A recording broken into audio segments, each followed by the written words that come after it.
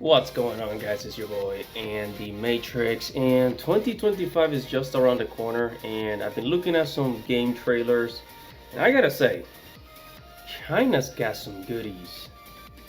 China's got some goodies. Like, if you're a gamer and if you're looking for some action adventure, some hack and slash, some open world, and then China has done some things, some ideas that I never even thought. Like, I'm wondering how come, like, the West doesn't make these kinds of games anymore. I mean, these were the kind of games that we would get all the time, especially in the PlayStation 2 era. But now it seems like we just don't do it anymore.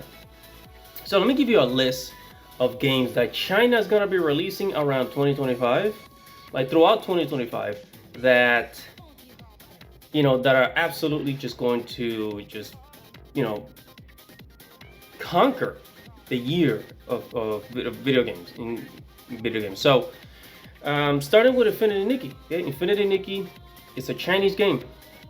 Okay, it's a Chinese game. I talked about it multiple times. I talked about how even the Chads, right? The Chads, the big muscular guys that like to go to the gym, they're gonna be playing Infinity Nikki. That includes me. They're gonna be playing Infinity Nikki. I mean, because I've never seen it done before. It's basically like an open world dress-up adventure game, right? An open world dress-up adventure game. I mean, it's like, have you seen this before? Have you heard of it before? And it already has, I think, 22 million pre-registered users. And it's a gacha game, yes, I know. But you also got to remember that Genshin Impact also belongs to China. The Hoyoverse, as long as Tower of Fantasy, which didn't do very well, the Celeste Zone Zero. I mean, it's up there. There's a lot of people playing these games. A lot of people playing these games. And that's just here in America. Like outside of China. Imagine within China how many people are playing. I say up to 100 million. Up to 100 million. And that's in... Yeah, so Infinity Nikki, look at how unique this game is. It's going to wipe out, right? A lot of people are going to jump on this. They're going to, and they're going to be spending money on the game. You know they're going to be spending money on the game, especially the girls. So yeah, I just by looking at this game and looking at how some people have been, playing the demo, I see this game being very, very successful. Second game on the list is Phantom Blade Zero. Again, like I said, it seems like we used to get a lot of games like this. Like, if you guys remember Onimusha. Onimusha was this kind of like this samurai game in in ancient Japan, like in the 1500s, I believe. Yeah, the 1800s, I believe. And it was it was the 1500s. Onimusha, if you guys remember that game. So yeah, I haven't really seen a lot of games like that. I mean, we did get Ghost of Tsushima, but it seems like China's really producing more of these games, like these one player, really just beat 'em up, hack and slash type of games, and people are gonna eat this up. I mean, I'm looking at this, and I haven't seen a lot of Western games just with this with this much action. Sure, we got God of War, but I'm talking about like releasing imagine releasing 4 or 5 of these games in 1 year. That's what we're talking about here.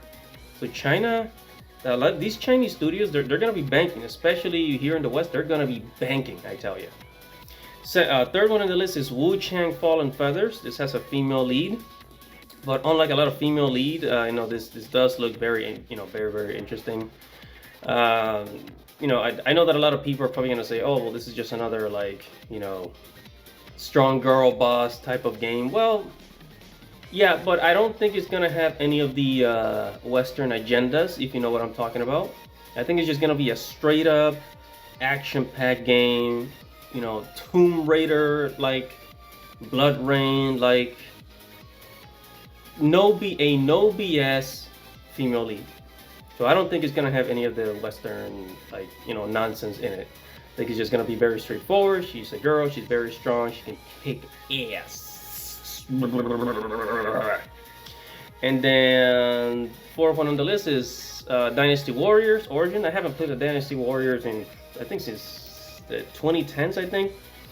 But yeah, this one is coming out next year, 2025. And just part of the series, popular series. And finally, we got Where the Wind Meets.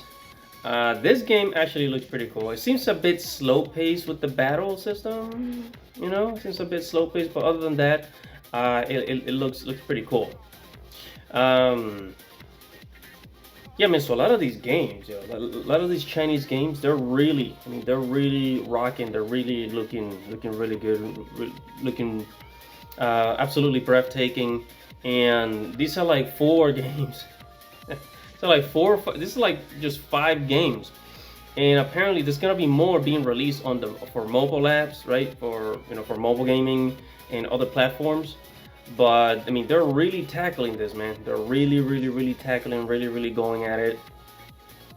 And you know, the China, you know, when it comes to AAA games, I think China's really rising up. You know, I wonder what got the Chinese to make more AAA games. You know, because I know Black Myth Wuchang that came out, you know, this year, 2024, but there were still other, you know, AAA games in the making. So I'm wondering what got the Chinese so interested in creating AAA games, because they're so well known on creating, you know, I guess multiplayer games, you know, MMOs, those types of games. But in the, you know, recently, it just seems like, you know, they're getting on AAA, and they're gonna be stealing a lot of customers from Americans. So these American gaming studios are not gonna stand a chance. Ubisoft not gonna stand a chance the way they're going. And as a matter of fact, I say even Japanese game studios are, you know, are gonna be taking a hit. China's gonna be taking a lot of customers around the world, you know, with all these amazing games that they're gonna be creating. So there's a lot of competition. And you know, China's doing a lot of, they're doing and creating a lot of, you know, types of games that people wanted. People want these types of games, but you know, there aren't too many studios in the West that are making them. So hello, China. I mean, I imagine a decade or 2 from now, we're all gonna have to learn Mandarin the way things are going. We're gonna have to learn Mandarin, you know, because China's basically gonna be ruling the world. And yeah, so just imagine that China's gonna be ruling the world in many ways, in cars and in many other industries, and now the video game industry. So it used to be that Japan and America, you know, we were the top dogs when it came to video game creation. But now I look at other countries like Indonesia. I don't know if you guys saw it, but there was an Indonesian fighting game that you know, that I saw, and I was like, wow, I was very impressed, very amazed at the, you know, the production of this game. And yeah, so other countries are really rising up, especially in Asia, Southeast Asia. They're producing games, so better watch out, man. Better watch out. All right, guys, I'm gonna leave it at that. Thank you so much for watching. Which of these games are you gonna play? You're gonna play Infinity Nikki? I know you are. So make sure to comment below, tell me what you think. Like this video, share this video, subscribe to the channel, hit the notification bell for future notifications. It's your boy Andy Matrix. Godspeed and God bless everybody.